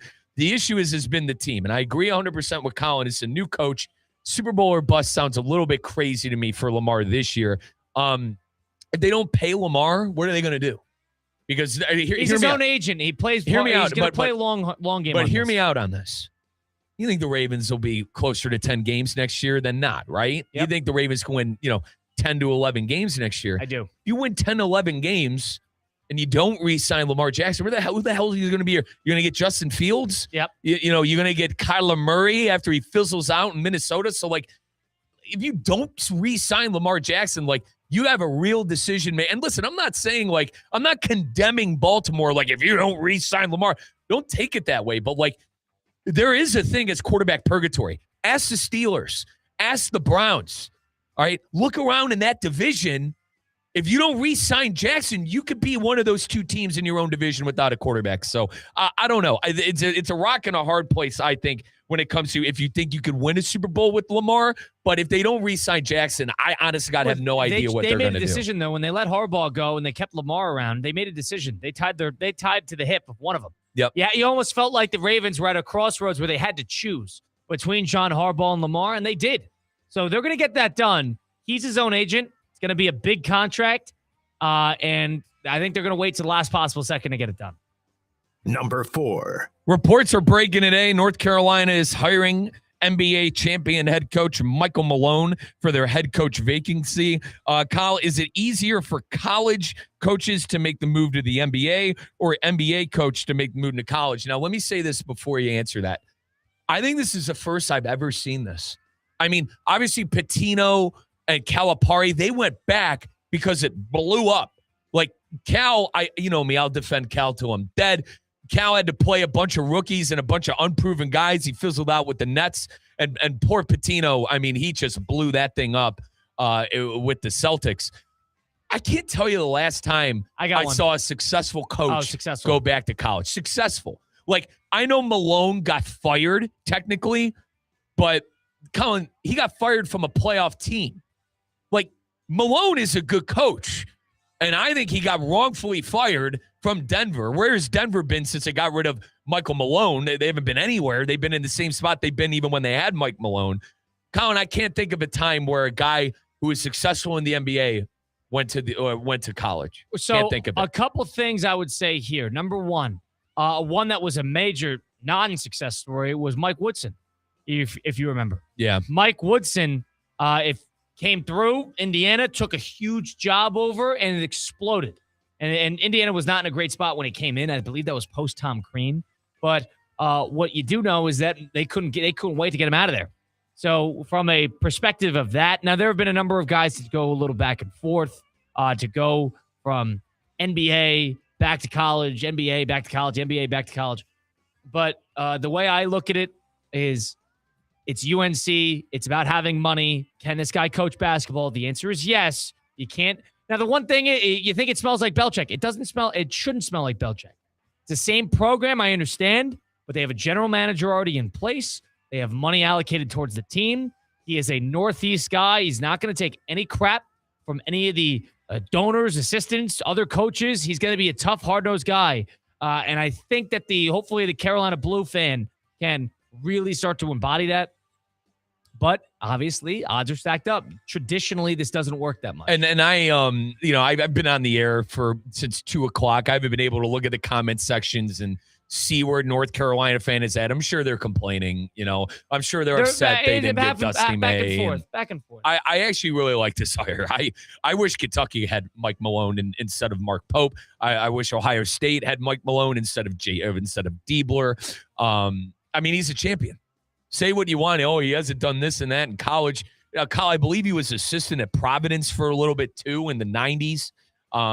So, he's a coach. He can coach basketball, and I trust him to get a pro-style offense and defense there in Carolina. Number 5. All right, last one here. The 5 at 5 presented by our good friends at Flagler Credit Union. Folks, you could open up personal and business checking accounts, saving accounts with our good friends at Flagler Credit Union. National championship game tonight, obviously UConn and Michigan. Michigan, a 6.5-point favorite with our good friends at Hard Rock Bet. What does a win for Dan Hurley's legacy, or rather project ahead, excuse me. What does a win for Dan Hurley's legacy and what does a win do for former FAU head coach Dusty May? I guess the question, who has more to gain? There you go. Thank you. More to gain for their career is Dusty May, because Dusty May puts him into a pretty exclusive category of being a multi-Final Four head coach with multiple schools and a national champion. Doesn't happen all that often. Another thing I would add is if Hurley is able to win this game, it would be the first team ever to beat 3 top 5 Ken Pom teams in 3 in a row games to win a national championship. Be the first team ever. And it would be probably the best run in the history of UConn. And out of all the 6 national championships they've had, this would probably be the first one. It's not a team that traditionally is amazing as 6+ point underdogs. If Hurley's able to win this, is what I'm trying to say, is if he wins this, you're going to be able to count on one hand the number of coaches all time you would take over Dan Hurley. That's probably the level we're talking about if he's able to do this. And I understand it's a short sample size. Sometimes you have to be great for forever, but he's just getting started. One hand. Kay, Wooden, a handful of others. But if he's able to win 3 and 4 years with UConn, I mean, we're talking about not a lot of people that you would take. Dean Smith, maybe Rupp. Not many more. Better than Self, not even a question. Better than Calipari, better than Pitino. I already think that the run that UConn has went on is legendary. I mean, right. They've already won 2. They've already won 2, yeah. and they've been to 3 in 4 years. Who's been to 3 in 4 years? Nobody I'm sure you UCLA could. I'm since sure 1972, I'm sure, like you said, count on your hand. You could count that one already on your hand. So Hurley's already an anointed, I think, company. As far as Dusty May, this would get him into the conversation as an elite coach. Multiple Final Fours with multiple programs and a championship. Sign them up for that. I mean, yeah, I think Dusty is already considered a great coach. Winning a championship puts you in an elite tier level. Now, keep in mind, Kevin Ollie won a championship, and I wouldn't consider him an elite coach. But Dusty is already, I think if he wins tonight, he already has done more than a coach like Ollie. I think for a legacy at this moment in time, I think it would probably mean more for Dusty May to win one because he doesn't have one. Hurley's got 2, and he's already considered a legendary coach in the sport. Last team to win a championship as an underdog in 2 straight games was 2014 UConn. So you're talking about a type of run that is characterized by and only compared to other UConn runs. I mean, normal teams don't do this. So This would be quite a feat if they were able to pull this. Shabazz Napier and Boatwright beating Cal in Kentucky. I still have nightmares of that. Colin, that was the 5-5 presented by Flagler Credit Union. There you go. Then that was an 8 seed Kentucky. But they wore their whites in that game. They were a 7 seed. Yeah. They weren't. Imagine wearing your whites as a 7. Yeah. They weren't an 8. With Kentucky had a rough regular season, but they had talent on that team. Right. It was the next year that they were unbelievable. Julius Randle, the Harrison twins, Thero, they were loaded. They were absolutely loaded that year too. Don't let that 8 seed, I still can't believe they lost to freaking Shabazz Napier. Don't hate. I hate Shabazz and Boatwright. Now that's a game you mention all the time. Games that get away from Cal. That game got away from Calipari, big time. That's an all-time great victory. I mean, Kevin Ollie. It wasn't even Calhoun. The Thunderbolt Kevin Ollie, who used to play for the Cavaliers. I mean, my goodness. That was early 2000s Cleveland. I remember Kevin Ollie that used to play for the Cavs, really? And then sure enough, they went on and won the whole thing that year. Maybe we'll see that again with Michigan. That's the one that got away from Dusty. Yeah, I hope so. I'm sorry, Dusty. I know everyone loves Dusty down here because of FAU, but I can't root for that guy for a second. If you want to root for FAU, you want to root for Dusty, you could bet Michigan tonight on the Hard Rock Bet app. Download today on the Google Play Store or the Apple App Store. Hard Rock Bet is the place to get involved in the national championship. We're in the full swing now of the MLB regular season, the NBA postseason, the NBA regular season, and the NHL regular season closing out here in the next week and a half. So you could bet on game by game on that front. If you have playoff predictions, you could make early futures on any of those fronts. The Florida Panthers only got 5 games left in the regular season. They are eliminated from postseason contention. So you could bet on their final games if you want to get your Panther game on. Do this all on the Hard Rock Bet app. You don't even know what to bet? Go check out the Discover page. You can see what other users are putting together and their parlays. Tap and tag along. It is that easy. Refer a friend. Get $50 in bonus bets deposited into your account. All of these offers are payable in bonus bets only, not a cash offer. It's offered by the Seminole Tribe of Florida. Must be 21 plus. Physically present in Florida. The wager. Terms and conditions apply. If you or somebody knows a gambling problem, please call 1-833-PLAY-WISE. Mike Rizzo, Colin Russo, getting a little bit more of Mike Malone, what this means for UNC basketball, national championship predictions. We got Blitz the Book as well. Stick around. It's Russo and Rizzo on ESPN 106.3. Live from the Anajar and Levine Accident Attorney Studios. Anajar and Levine Accident Attorneys. Call 1-800-747-FREE. This is ESPN 106.3. I'm Ellie Anajar of Anajar and Levine. Injured in a car crash? Never rush to settle with insurance companies and never settle for just any attorney. Demand Anajar and Levine. Our experienced legal team will fight to win you the maximum compensation you deserve. Call me, Ellie Anajar, for a free consultation and take back control of your life. Call 1-800-747-FREE. That's 1-800-747-3733. This was Palm Beach.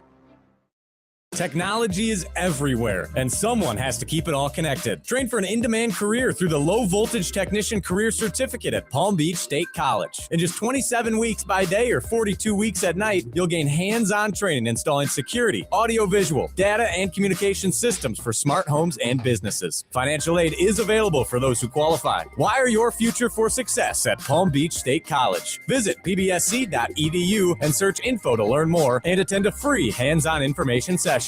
Join us on a culinary road trip through South Florida at the 2026 Orange Bowl Food and Wine Celebration presented by Florida Blue. Experience an evening of food and fun on Friday, April 17th at the Seminole Hard Rock Hotel and Casino Hollywood. Enjoy unlimited food and drink tastings from dozens of South Florida's top restaurants while dancing the night away to a live band and DJ. Tickets start at just $135 and proceeds benefit Orange Bowl Cares community initiatives. Get your tickets at orangebowl.org.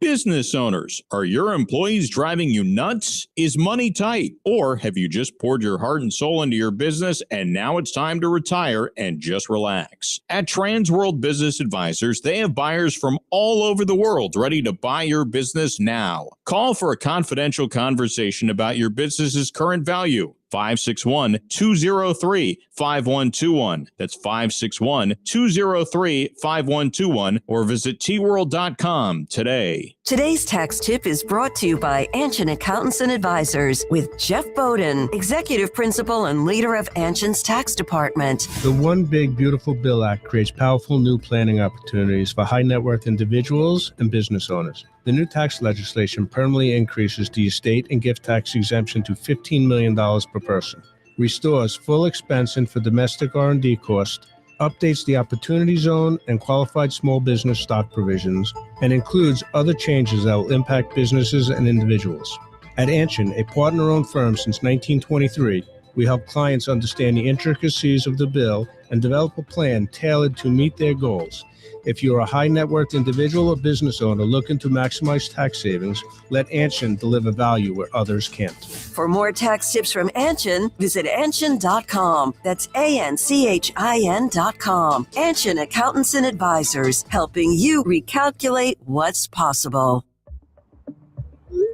You've said it before. This will only take a second. Just a quick glance, a fast reply. But on the road, seconds don't wait for you. They decide everything. Who stops, who doesn't, who makes it home. So next time your phone lights up, ask yourself, is this distraction worth a ticket or even a life? Put the phone away or pay. Paid for by NHTSA. It's about time delivery worked on your schedule. Same day, next day, or scheduled in advance. However you plan it, the Home Depot delivers the whole job. From drywall to doors, plumbing to paint, we'll get it there when you need it. Because on the job site, timing is everything. You order, we deliver. It's that easy. The Home Depot Pro. It's about time.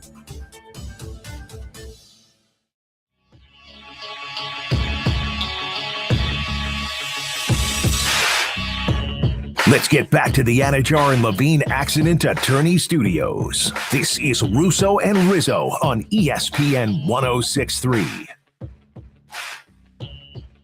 Russo and Rizzo, ESPN 106.3 with Colin Russo and Mike Rizzo. We're streaming live here on YouTube at ESPN South Florida. National Championship tonight. UNC makes a giant coaching move, and they go pro route and get Mike Malone in there. Dusty May announced yesterday to Michigan that he's not pursuing other jobs. Tommy Lloyd is the head coach of Arizona, who's also in the Final Four with him. Got a big new extension the day before the game. So both those coaches no-goes. It sounds like UNC asked about 8-9 guys to come coach their team, and they got about 8-9 no's. You know, TJ Otzelberger at Iowa State said no. Ben McCollum at Iowa said no. Dusty May said no. Dan Hurley probably said no at some point. Brad Stevens said no. Tommy Lloyd said no. So they went down the list. There's no doubt about that. I mean, a lot of these guys were not interested, and some of them were not even interested in interviewing. Now, we talked about this a little bit, but I want to circle back to it. Is this a testament to changed era of college sports, blue blood, little less weight around it? Or is this just because they got unlucky in a bad year and they did a la Kentucky, fire the guy without a plan? Well, I think that 2 times, once, all right, it's a fluke. 2 times starts to be a pattern. We've seen this with Kentucky, and we've seen it with North Carolina now. 2 of the bluest of blue bloods you'll ever see, and they can't get a coach to leave their current spot. So I tend to think that it's the changing landscape of college basketball and specifically college sports. Marcus Freeman told Michigan to kick rocks. Now, Marcus Freeman's on the football side. He's also a Buckeye till he dies. No one's thinking about Ohio State. No one cares. And was undefeated against Michigan at his time when he played at Ohio State. But regardless, Colin, like, you see guys passing up arguably bigger jobs all the time now. I'm starting to think this is what college sports is.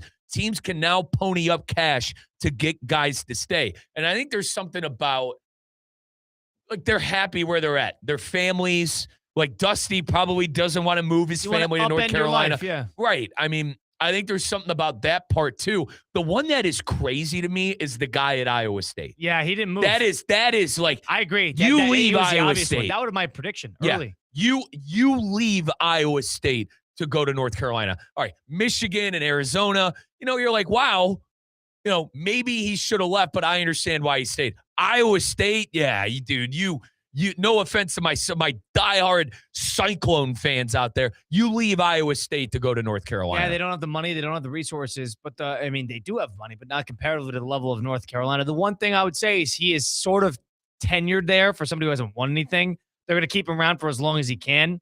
They've been a successful program with him. He's kept them in the graces of top 15 teams consistently. But I agree. I mean, if you're talking about a stepping stone, you're never leaving if you're not leaving for North Carolina. Yeah, it's a good thing for Iowa State. You're a lifer. Same thing with Ben McCollum. You want to stay at Iowa? You're there for the long haul. Yep. You're not going to go. Same thing. That's why I thought Dan Hurley would never pick up the phone. He might go take an NBA job. I think his dream job is probably the Knicks. But from a perspective of would he take another college job, he said no to Kentucky. You say no to Kentucky, you're not doing it. And I tend to think he's a UConn man for life because I would agree with you that, it probably the job he would like would be the Knicks. But like, he's a college coach. But at the same time, Colin, there's no bigger job in basketball, you could argue, than a Laker head coaching job in the NBA. True. I mean, maybe the Celtics, maybe, but Lakers and everything that comes with being the coach there. I also think Hurley, I don't think he wanted to coach that Laker team. Like, with all, I love LeBron, but you think Hurley wanted to coach LeBron and Luka? Can you imagine how short-stinted that process would have been if he took that job? Dude, he would have lost his mind. He would have been out of there in 8 months. Colin, he would have lost his mind. I think Hurley's a guy who likes control, and he's able to have control more so on the college level and at UConn than in the NBA. You're a glorified babysitter in the NBA. And one thing our very own Theo Dorsey, which you could listen 2 p.m. to 4 p.m. on these very airways with Theoretically Speaking, Theo goes, Mike, you're a glorified babysitter in the NBA. It's arguably if you're a coach in the NBA, winning a title, does that it doesn't mean that much if Nick Nurse is let go, if Michael Malone is let go. Colin, comparatively to the NFL, even a baseball, I'll take it as far as even a baseball manager, like a college football coach, a college basketball coach, the NBA in the grand scheme of things probably means the least as far as a head coaching spot because the players just run everything. And you got to pamper and wipe the diety of all these NBA spoiled players. I agree with that. I probably the least important of all the major coaching roles of the college and professional football, college and college basketball, baseball at a professional level, hockey at a professional level, probably the least important to have a great NBA coach. I actually give Malone credit because it sounded like he was fed up with it. He was done with wiping the diety and being a yes man. And, it sounded like didn't get along with the GM. He got ran out of there because he was probably sick of the whole thing. So I know people are saying that he's not the first option. He hasn't coached in college since Providence or wherever that was. Even an option. Who knew? I like it. I like it. I think Mike Malone is a hell of a basketball coach, and I think he's going to have success. I do think there's a level to be said that the blue bloods don't carry as much weight anymore. Like in the old days, that you pack up your bags and go. That's the type of job where everybody says, you know what, North Carolina called. All right, got to deal with that. Yeah, and I think every team in the country that is not named Kansas, Kentucky, UConn, Duke could say, if your coach leads to North Carolina, all right, you know what, I could listen to that. I'm still laughing at the Iowa State. Want to stay? That brother wants to stay there. My God. Hey, we're going to double your salary. We're going to get you probably $8,000 to $10,000 more dollars of NIL. And he stayed right there. You want to stay in Ames, Iowa? He stayed right there. And like, how, forgive me for thinking they'd give him more money too. Like, this is, I know folks, everything's not about money. The world, there's more to things than money, but geez, oh man. Take away, Iowa State, you got a lifer. That guy will, they will bury that guy there. That's the final boss.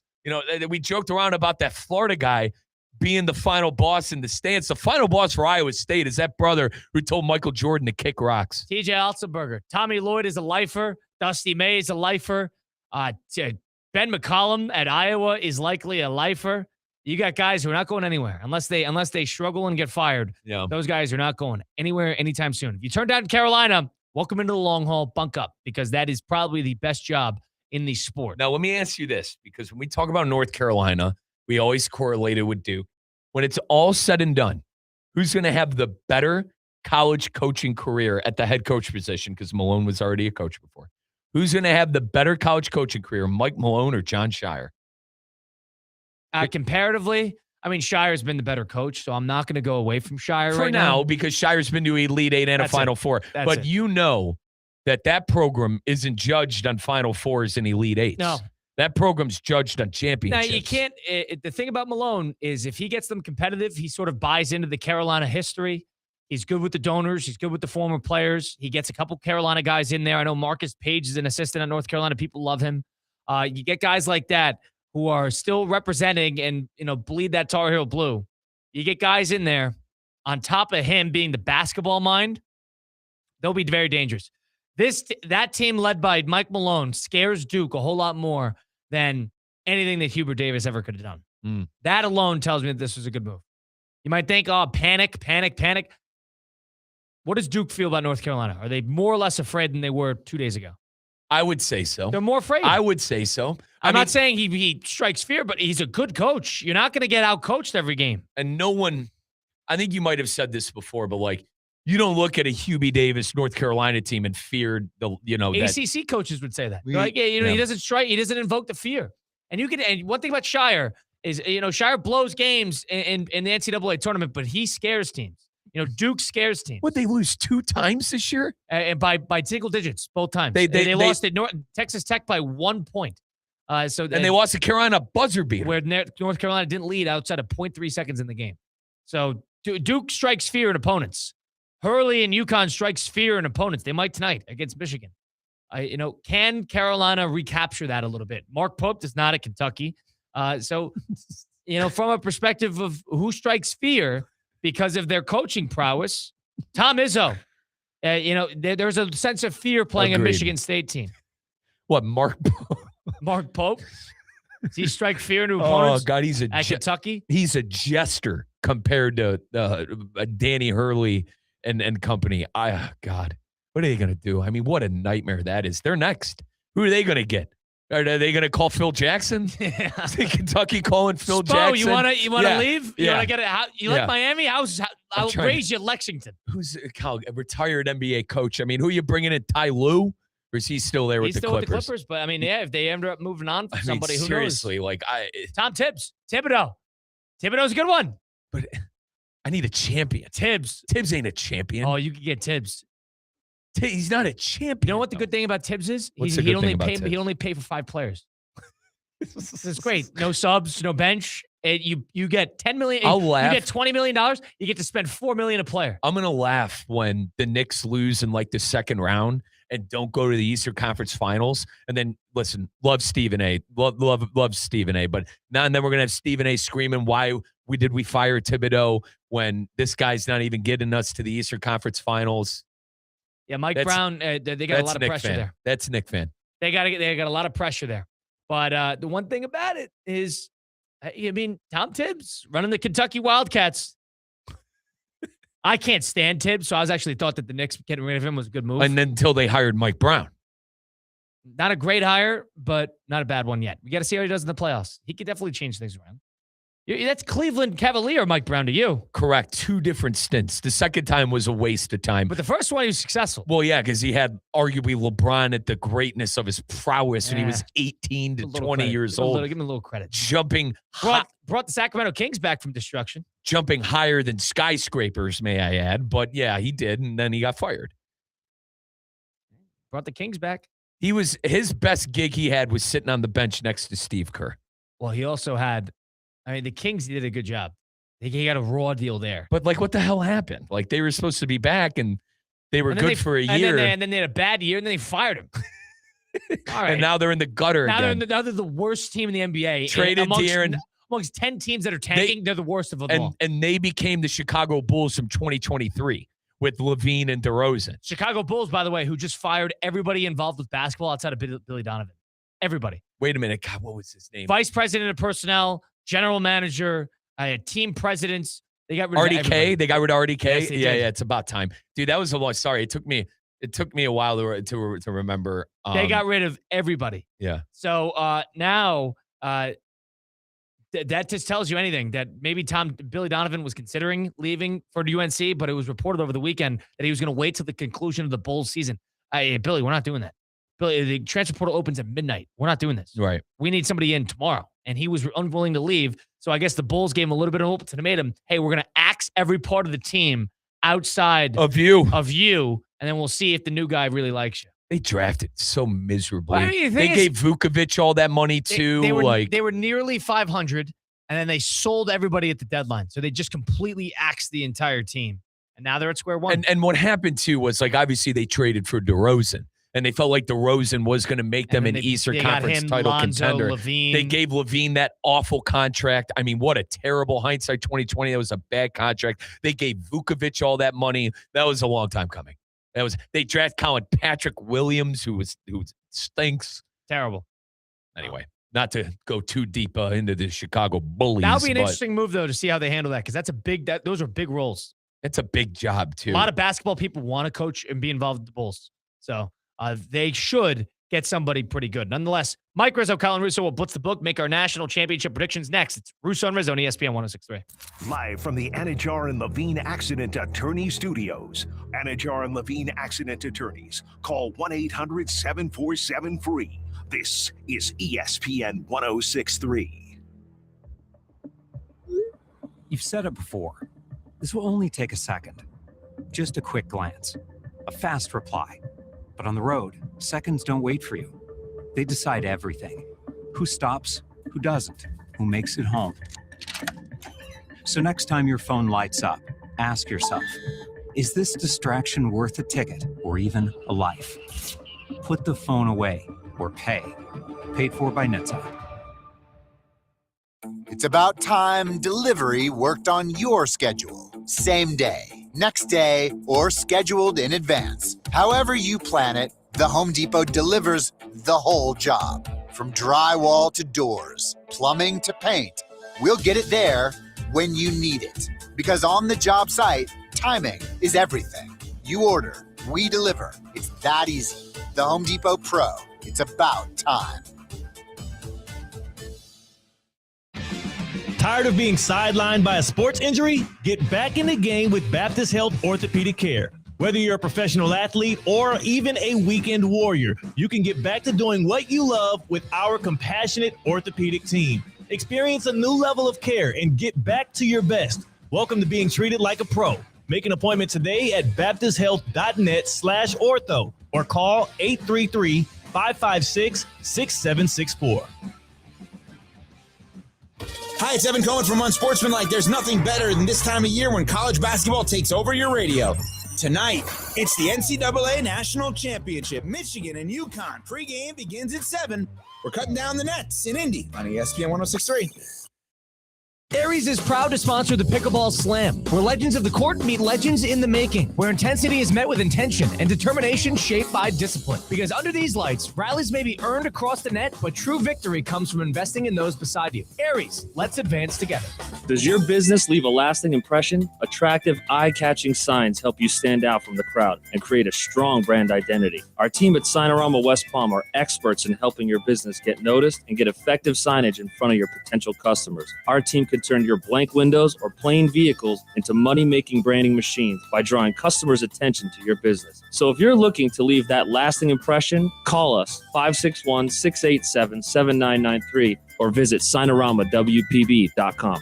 That's the buzzer. And on Hard Rock Bet, buzzer beaters mean bonus bets. Every time a team you bet to win or cover hits a game-winning buzzer beater, you score a $25 bonus bet, an extra $25 on top of your winnings. Just opt in and bet $5 on any team. As many teams as you want, all tourney. Win bonus bets at the buzzer, only on Hard Rock Bet. Payable in bonus bets, not a cash offer. Offered by the Seminole Tribe of Florida. Must be 21 plus and physically present in Florida to wager. Terms and conditions apply. Concerned about your gambling? Call or text 1-833-PLAY-WISE. I'm only human, y'all. I'm only human, y'all. I'm only human, y'all. I'm only human, y'all.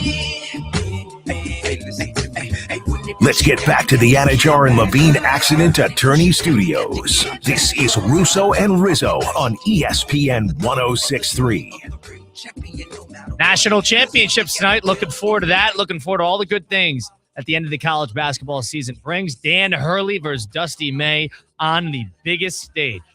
Can UConn pull off probably the best upset they've ever pulled off? And can they pull it off in dramatic fashion? Keep the game low scoring. Keep the game slow. That's what UConn wants. While Michigan wants to keep the game fast, score quick, go quick, move the ball down the court. Let's make our picks. Let's make our predictions. Let's blitz the book with Hard Rock Bet. Send some heat. Pin your ears back. It's time to blitz the book. Presented by Hard Rock Bet. All right. Well, Colin, first off, we're taking Hurley. All right. We're not doing the whole Michigan thing. All right. So let's get that out of the way. We want to take Danny Hurley and that line. Kyle, I've seen 6.5.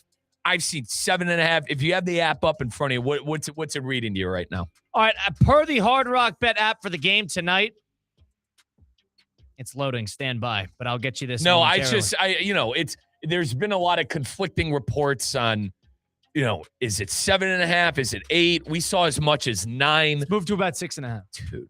And then keep in mind, we had Johnny and Jensen. Was he one of the guys who was, behind Madison Square Garden trying to knuckle up with other Providence fans? But regardless, -6.5 it is. John and Jensen, good Northeast guy, called into the show and said a lot of bets have been placed on Michigan too. We're fading Michigan hard tonight. Colin, obviously, big UConn fan. Would you take UConn straight up or just to cover? Oh, dude, let's take them. We could take both. I'd love to take both. So the good news is if you're going to do this, you got to do it from a perspective of under, too. Because if UConn's going to win, it's going to be an under. So I would say if you want to parlay something together, parlay UConn to win and the under at 145.5. I just, props, all that stuff. There's plenty of that stuff, too. I think it's pretty simple. That UConn money line, man. I think it's juicy. It's calling to me. What do you? How about the Green Goblin mask? Hard Rock has got such bizarre bets. Game exclusive. 13 plus total points combined in the first 4 minutes of the game. 20-16. It's -155. You need 13 plus. And if you want to bet the same thing, 15 plus, it's +130. 17 plus, +250. You could truly bet on anything with our good friends at Hard Rock Bet, by the way. I mean, I think it's going to be low scoring to start. I think all these I always... You get a little nervous. I think tonight... Teams get a little nervous. I could see even 69-60 or something like that. I'm on the under. In big games like these, Colin, and I know that the players are used to shooting at these giant stadiums already. There was a report out there that Dusty had them practicing at that cheating factory up in Ann Arbor. at that cheating factory stadium. Sorry. And, I still think it's going to be like 69-60 tonight. I think it is going to be low scoring. Low scoring. UConn and under. I like that. You UConn and under. If you're going to take UConn tonight, you got to take the under. You got to take the under. Yeah, you got. And listen, we've been burned before. We've been burned before on an under at a big time game. Specifically the semifinal of 2024 with Notre Dame and Penn State. Don't like unders. We hate unders, but we're on the under. We're on the under. Well, because I'm rooting for low points because if the more Michigan scores, the more this game will be tough to overcome if you're UConn. UConn is not a team that likes to score a ton. They like to play slow. They like to keep the game within the half court. If they're able to do that, I think they're going to knock Michigan off their horse a little bit. If Michigan gets out and runs, and another person we talked about a little bit, Yaxel Lendenberg is the best player on Michigan. He's their best defender, too. 6'10", shoots threes, going to be a top 20 pick in the draft, 4-year player. Has been a marvel at Michigan this year. Twisted his ankle in the first game against Arizona and came back, hobbled. He's definitely swelled up. I'm curious to see how mobile he really is once the game gets really to it and how well they're going to use him defensively because he's a complete mismatch problem. But if he is not 100%, it evens the odds a little bit because they're going to need a lot of offensive output outside of Yaxel and a lot of defensive output that's not outside of Yaxel Lendenberg too. Can they stay in front of UConn's movement? If there's one thing about UConn, they are going to make you run on defense. Can Yaxel do that? That's my question. And you're not going to stand in the corner and get away with it. You're going to be moving around, chasing screens the whole game. They're going to need all those Luke Murray, assistant coach for UConn. They're going to need all those sets, Colin, because it's almost impossible to go inside on Michigan with how well they switch, how well their movements are, and how well they hedge. I mean, they're hedging too when they do get switched off a ball and they get a mismatch. They get back fast. I mean, there's a reason they've blown out everybody they've played because they're faster, they're more athletic, and they're going to need every ounce of coaching tonight, the UConn Huskies, if we want to win our bet. Well coached, too, no doubt. Well coached. I do think this game gets into the low 70s. As a fan, I'm going to root for this as a 73-71. Now, Dan Hurley is about 144-0, or 144-1 if he is the first team to reach 69 points. So keep that in mind. 144-1. So if UConn's able to get to 69 points first, lock it in. Yeah. But I'm going to say low 70s, 73-71, 73-72, UConn to win their third championship in 4 years. And my reasoning is there's just something about them. Yeah. And listen, anyone but Michigan, folks, I'm going with UConn 69-63. Wow, 6 points. 69-63. Dan Hurley moves to 19-1 against the spread. 20 games in a row past the Sweet 16 I think or later. 60, you had that stat about 69. I'll listen to it. On the dot. Wow. Anybody but. No one's thinking about Ohio State. No one. Actually, if anything, Colin, if they do win. If Michigan wins this game, are they a better sports school than Ohio State? No. Why not? Because they're a basketball school. They're not a football school. Well, they're good in both. No, they're not. Their last head coach was jailed. Their last head coach of the football program was jailed. What about the national title? They benefited from 2 years of a cheating Ponzi similar to the Houston Astros. So it doesn't count? I mean, it's tainted. So they're not a better sports school than Ohio State, even if they win a championship in both sports within a 3-year period. Here's the issue. And everyone listening can disagree all you want. It's all about football, mate. We can have fun with basketball all we want. It's all about football, man. It's all about football. All the money goes to football. I mean, the basketball coaches outside of the Big East, it's why we love the Big East, but like meatballs, spaghetti, and hard defense. It's all about it's why Florida fan, they're lying to themselves. You rather be better at football than basketball. Like it is what it is. As a college basketball fan, I disagree with that, but I understand your point. Yeah, and over the last 2 decades, my school has been better. Like I know we had that rough patch against them for 5 years, but all is right in the world. We kicked their butt last year, and we're right back of dominating. A good case study. Ask Indiana fan. Ask Indiana fan if they'd trade all this football success for the basketball team to be great again. They probably wouldn't. Ask their donors because all of the money is going to football. Well, fine. No, Indiana spends money on basketball. Keep that in mind. Saying they don't, but football is. Ask the fan whether they would want that football success to be translated into basketball a little bit. And weirdly enough, unless you're a basketball purist, I think most Indiana fans would say no. It's all about football. I'm sorry. Like you can call me a spoiled brat Buckeye fan all you want. That's the only sport that matters, guys. All right, let's not downplay. It's the only sport that matters. Right, so Mike's just saying this because he doesn't want Michigan I can't wait. It's a better academic institution. Can you agree on that? In some aspects. In all aspects. Some aspects. In all aspects. It's Ohio State's still a great school. Great school. Great academic school. Great academic school. I could say the same. Outside of Northwestern, there's nothing like it. Or UCLA. There's nothing like Michigan in the Big Ten. Do you agree? I mean, yeah, they're an elite academic. They're the stuck-up kids who got to cheat. They got to cheat to get ahead. So it's an elite academic institution. They've won a national championship in football recently. They've beaten Ohio State a whole lot, and they're about to win a national championship in basketball. Who won more recently in football? And who won more recently in a championship? Wow.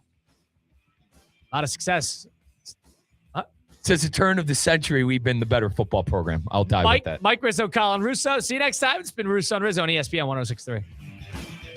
A resort destination beyond compare, yet conveniently close to home. The Breakers Palm Beach offers everything you desire with the service you deserve in a breathtaking